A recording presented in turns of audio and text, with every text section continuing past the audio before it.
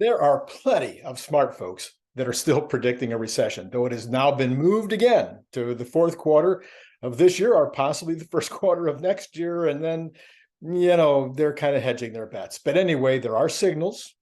I will admit that there are some signals, but most of them are technical signals. The economy and the consumer are defying all rumors and reality, actually. So Tesla has wandered off to early gains this morning, even as the market is in the red, but both of them are headed higher. So the market is headed towards the green. And of course, it's all about Chairman Powell. We'll talk about that in a second. This is Randy Kirk. The morning show is here. Please hit the like, hit subscribe, hit notify.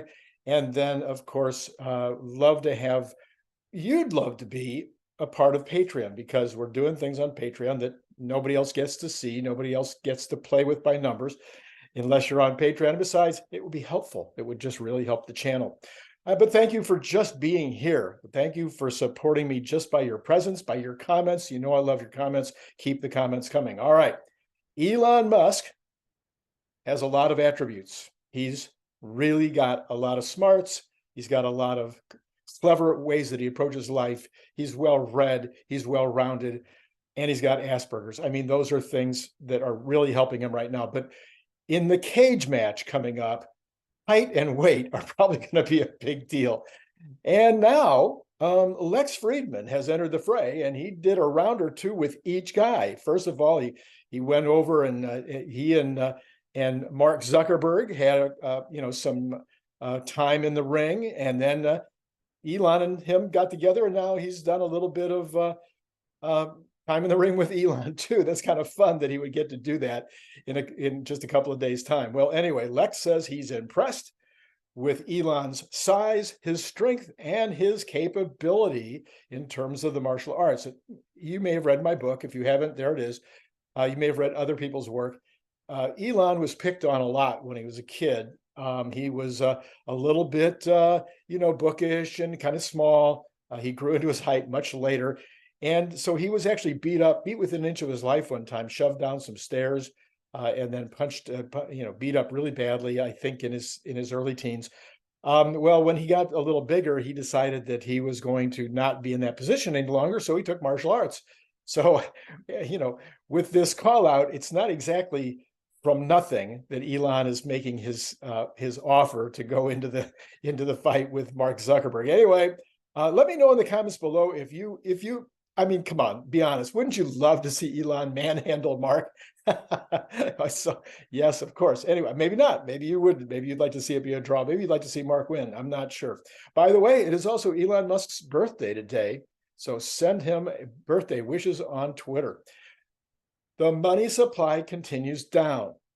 And it's 7 months in a row now, I think. I could be wrong. No, it is the seventh straight month that it's been down. But, there's two aspects to money supply. One is the total supply. And the Fed has been selling off assets and selling off assets and selling off assets.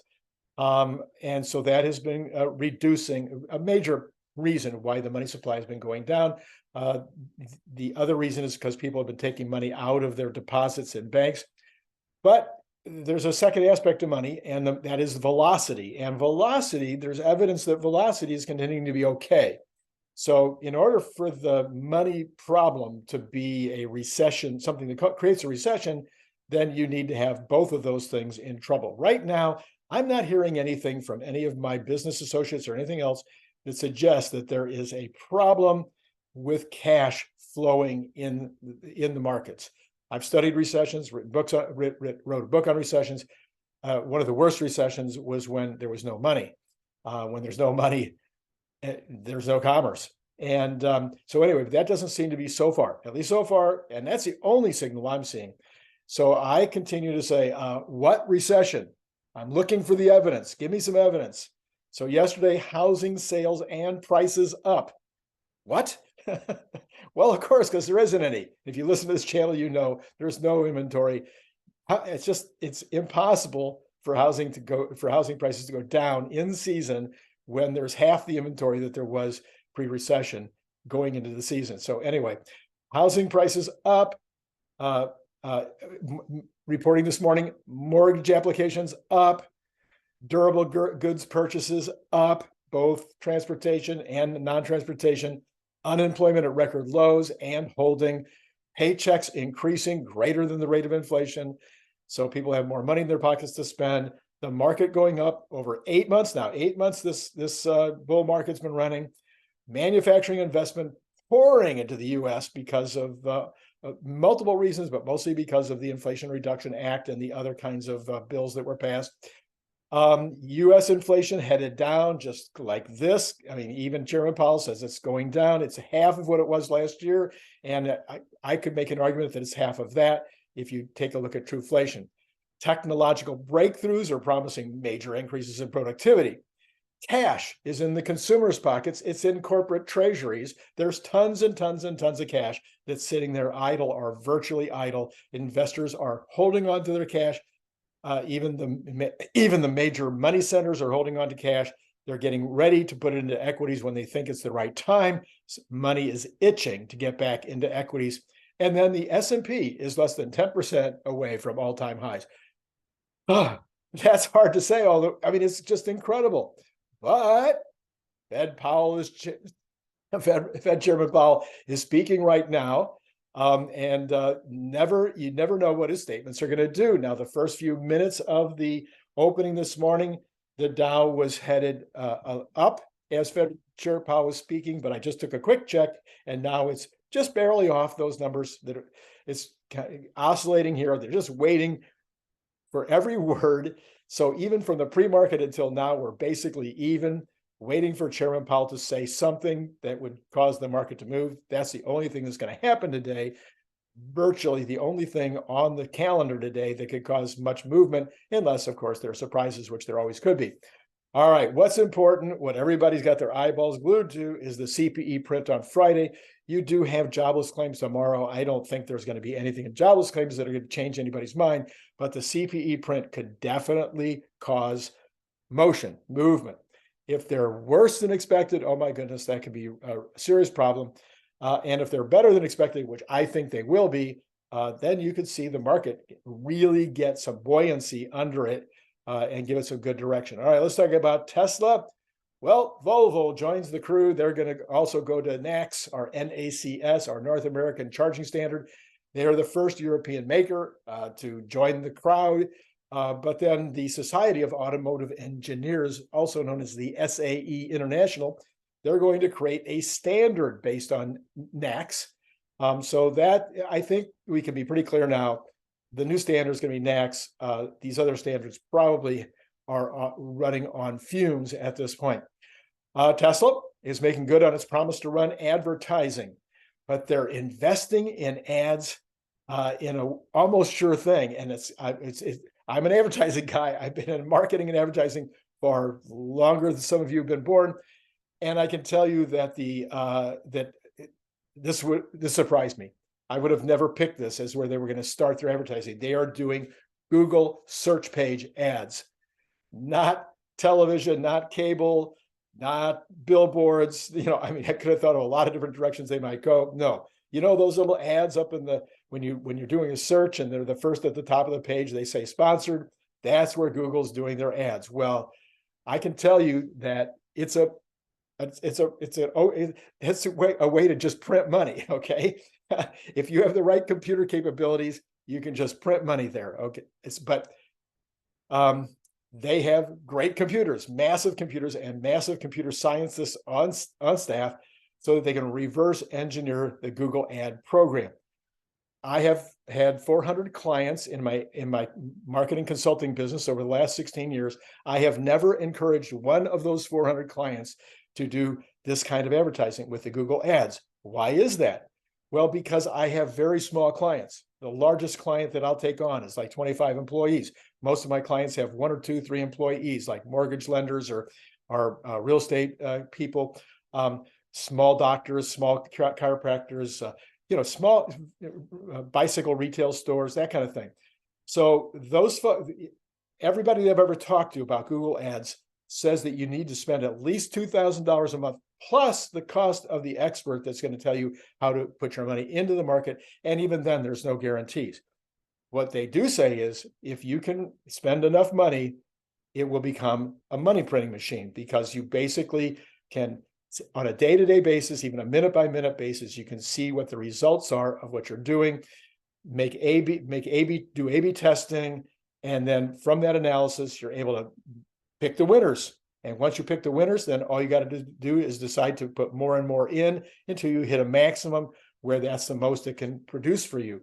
Well, now Elon or Tesla can go in there and they can buy hundreds and hundreds of keywords, even thousands of keywords if they chose to, and be dominant on those pages, not by virtue of how much money they can spend, by virtue of how much compute and technical expertise they can lend to it. So I know about this. Of course, I think I've mentioned to many of you, I do Amazon products. I sell products on Amazon, and it's the same thing there, only it doesn't take the computer knowledge, because Amazon tells you how you're doing, and they try not to let you lose money. In fact, they try to make it so you make money. And the result is, yeah, my ads make money every single day. It is a money printing machine.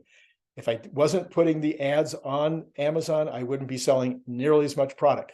So this is exactly what they're going to do. Very smart. Would have never guessed it. Interesting. I'll be interested to watch and see what happens here. The Arizona state and local government entities are expected to retire nearly 20,000 cars and light trucks from their fleet over the next 10 years. So Arizona retiring 20,000 of their 45,000 cars over the next decade. And the question was asked, why not make some of them electric? Yeah, you've heard me talking about this. Okay, here's what the report says.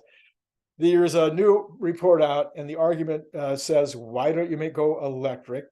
This is the electric, it says electric vehicles save money for government fleets. No, really. Arizona cities, towns, counties, and the state government could save $283 million, mainly in reduced fuel and maintenance expenses, if they collectively transition their light-duty fleets to electric when they retire their older cars and trucks, according to the study. Well, I've been beating that drum for a very, very long time. It makes no sense to me that the national, regional, city governments around the world are not leading the way in the transition to electric cars. It's just stupid. I mean, okay, stupid. If you use the word stupid to describe that, it is insulting the word stupid. I mean, it drives me nuts, especially when you've got so many of these governments that believe that global warming is an existential threat, and they're willing to get you to trade in your gas oven and gas stove, forcing you to go electric. I'm okay. What do I care? But at the end of the day, that's what they're pushing. They're telling you what to do, but these governments are not leading the way by transitioning to all kinds of electric capabilities, like heat pumps, like solar on the roofs, like buying electric cars, electric trucks, electric buses. It makes no sense. I can't figure it out. Okay, let me take that last look at the market here. Okay, the Dow is slightly moving up towards green again. NASDAQ, same thing, slightly up towards green again. And Tesla, as of now, is way up and going counter to the market again. That Tesla's up $5.30 as I'm looking at this right now. And all morning, Tesla has been going counter to the NASDAQ and counter to the Dow, counter to the S&P, and counter to the rest of the market. Although I'm seeing a lot of green now in the Cathie Wood stocks, the speculative, risky growth stocks, a lot of those are now turning green. So it looks like we could be headed towards a green day. It looks like maybe Chairman Powell hasn't screwed things up yet. And so if you've liked this morning's show, or if you just like the fact that I'm doing it every morning, hit the like button, hit subscribe, hit notify. I've got a program coming up probably tomorrow. Tomorrow is Thursday. Yes, probably tomorrow with Larry Goldberg. We're going to be talking about AI in depth. I am confused about what it is that Dojo can do for the rest of the world. I know what it can do for Tesla. I've got that in my brain. Maybe you do too. We'll talk about that. But I want to know, where's the hundreds of millions of dollars of profits application outside of Tesla? If you think that'd be interesting, hit notify so you make sure you hear that. And that's it. That's all I got for you today. And it's been great